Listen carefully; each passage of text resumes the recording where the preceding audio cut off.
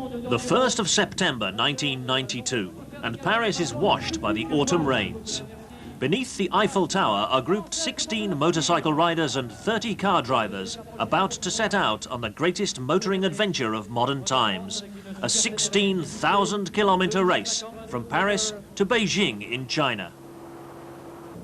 Even as the field cruises along the autoroute from Paris to Brussels, the first stage on an initial 4-day ride that will take them via an overnight stop in Warsaw to Moscow's Red Square, the favourites to win the motorcycle category are the Yamaha France team of Stefan Peter-Hansel and Thierry Magnaldi, numbers 1 and 2 on the entry list. As far as Moscow, the event has been basically a highway cruise. Outside the Russian capital, however, the off-road stages begin and the rally goes into the unknown. From this point on, it's serious stuff, where the combination of Yamaha France support and their own experience and skill will give Peter-Hansel and Magnaldi an undeniable advantage over the private entrants who make up the rest of the motorcycle field. Both riders are among the very best long-distance motorcycle racers in the world, and their twin-cylinder Yamaha Super Tenere machines have proved invincible in the two major classics of off-road marathon racing, the Paris to Dakar and Paris to Cape Town events. But first, they must get to Beijing, and navigation over the vast and featureless steppes of Russia is proving difficult.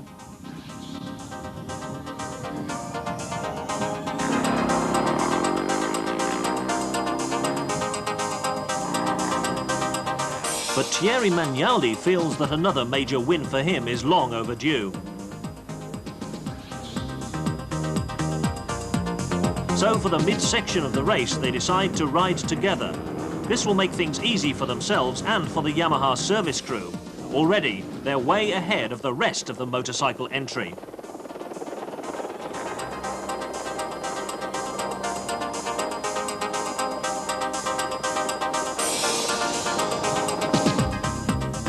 The progress of Magnaldi and Peter-Hansel over the dirt roads of the Russian heartland continues. They ride side by side at high speeds for hour after hour, usually alone in the empty landscape. Occasionally, they encounter local families curious to watch the race go by and to see motorcycles very different from their own machines.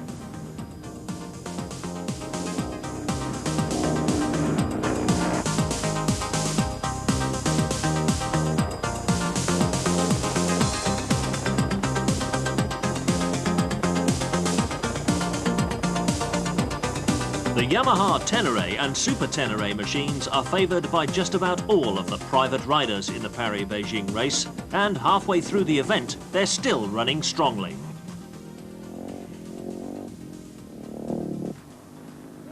And so are Peter-Hansel and Magnaldi up front, still riding side by side and sharing the lead.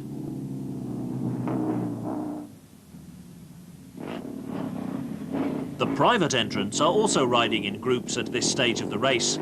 There's safety in numbers, and their primary aim is to complete the 16,000-kilometre ride. They accept that, barring problems, either Peter-Hansel or Magnaldi will win. For a private rider, completing the race will be honour enough.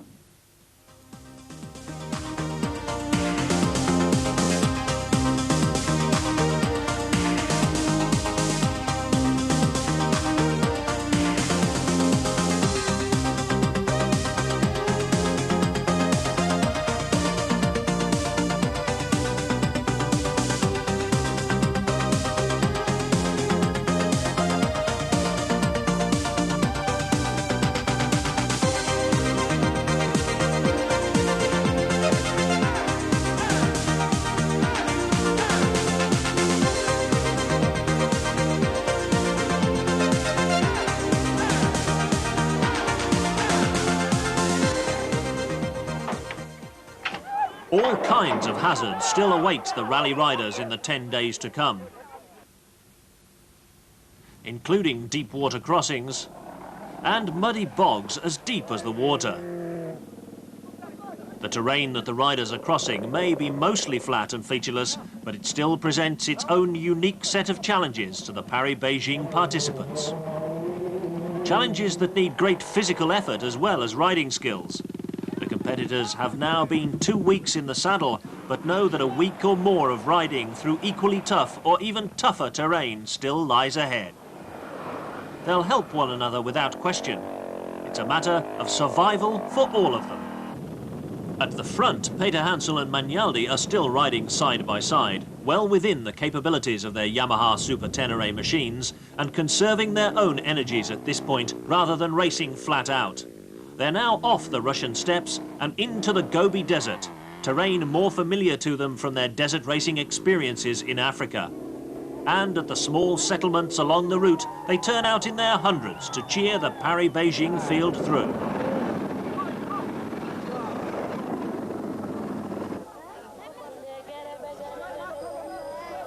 Then comes what no one really expected in this region, and which certainly no one wanted. Heavy rain that turned the desert sands into miles and miles of muddy bogs, which further drained the already depleted physical resources of the cold and wet motorcyclists. Totally exposed to the elements in a barren land offering almost nothing in the way of shelter, they've no option but to press onwards and eastwards. Finally, however, the bad weather clears up and spirits lift as the rally enters China. Most of the entry is still running, including nearly all of the private Yamaha riders. And organiser René Medj, himself a veteran of the Paris-Dakar, must be pleased indeed to flag off the rally on its final stages to Beijing. In the final days of the rally, Peter Hansel edges ahead of Magnaldi and then extends his lead to 12 minutes when Magnaldi makes a navigational error in a special stage. Despite this, it's still a superb 1-2 win for the Yamaha France team. 2 clear days ahead of their nearest challengers. It's a victory made even sweeter by the fact that Yamaha Tenere machines fill the next 4 places behind them.